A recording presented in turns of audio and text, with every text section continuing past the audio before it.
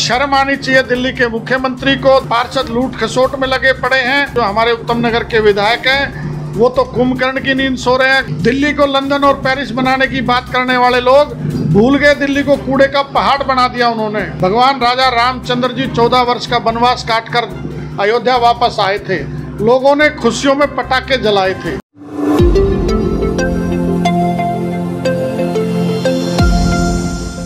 नमस्कार, मेरा नाम है ऐश्वर्या और आप देख रहे हैं टाइम इंडिया टीवी।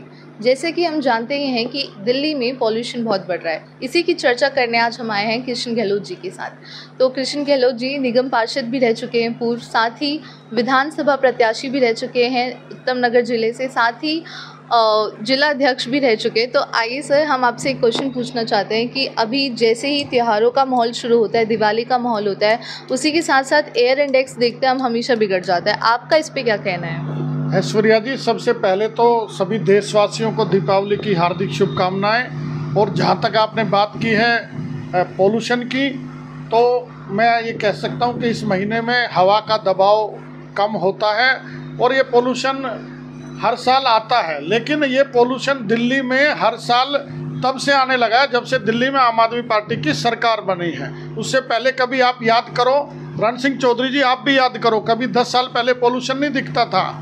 ये दिल्ली सरकार की नाकामी के कारण है। उससे पहले ठीकरा फोड़ते थे पंजाब वालों पर, पंजाब के किसान पराली जलाते हैं। आज पंजाब में इनकी सरकार हो गई तब ये ठीकरा फोड़ने लगे हरियाणा वालों पर, हरियाणा के किसान पराली जला रहे हैं।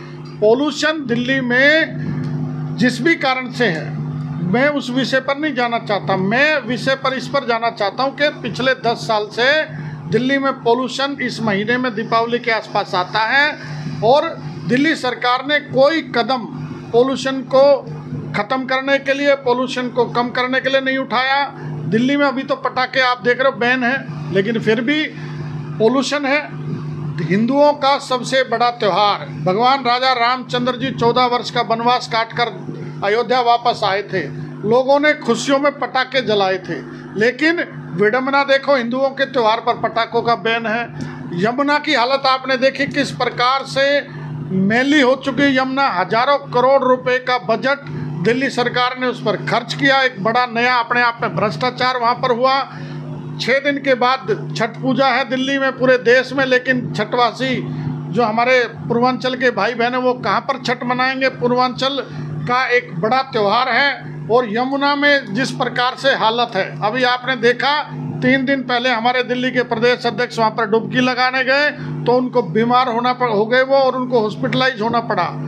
मैं दूसरी बात कह रहा हूँ कि दीपावली के त्यौहार पर जिस प्रकार से हम लोग साफ सफाई करते हैं, अपने घरों में भी साफ सफाई करते हैं, दिल्ली सरकार की तरफ से, दिल्ली नगर निगम की तरफ से इस प्रकार का कोई प्रयास नहीं हुआ। आप यहाँ तक जैसे आए आपने देखा होगा जगह जगह कूड़े के ढेर हैं, बूढ़े अंबार बना पड़ा है। दिल्ली को लंदन और पेरिस बनाने की बात करने वाले लोग भूल गए दिल्ली को कूड़े का पहाड़ बना दिया उन्होंने। दिल्ली में सीवर की व्यवस्था बिल्कुल ठप पड़ी है, सड़कें टूटी पड़ी है, नालियाँ जाम से भरी पड़ी है, पानी जाम है, गंदगी भरी पड़ी है।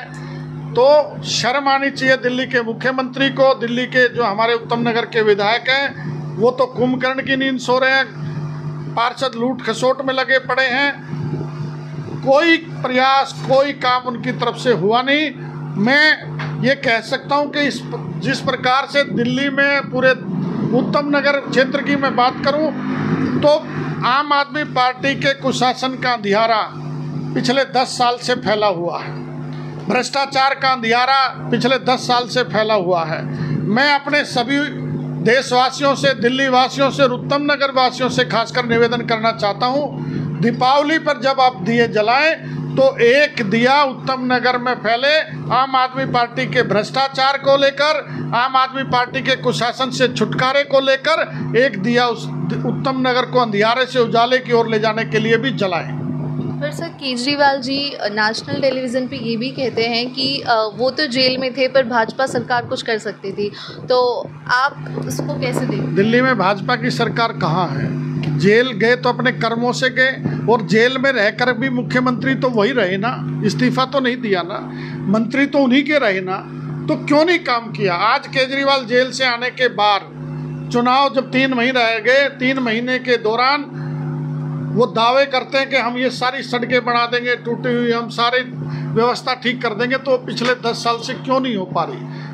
केजरीवाल ने बार बार चुनाव को लेकर के दिल्ली के लोगों को भ्रमित किया है, झूठे वायदे किए हैं, दिल्ली के लोगों को ठगा है। लेकिन अब दिल्ली समझदार हो गई है, लोगों को समझ में आने लगा है। दिल्ली का मुख्यमंत्री जो अपने आप को ईमानदार होने का दावा ठोकता था, उससे भ्रष्ट आदमी कोई नहीं है। तो दिल्ली की जनता ने मन बनाया है, अब की बार केजरीवाल को ही बाहर करके छोड़ेंगे। दिल्ली में भारतीय जनता पार्टी की सरकार बनेगी, डबल इंजन की सरकार बनेगी, और जो पिछले 10 साल से दिल्ली विकास के कार्यों में पिछड़ गई है, उसको देश के साथ चलने का मौका मिलेगा।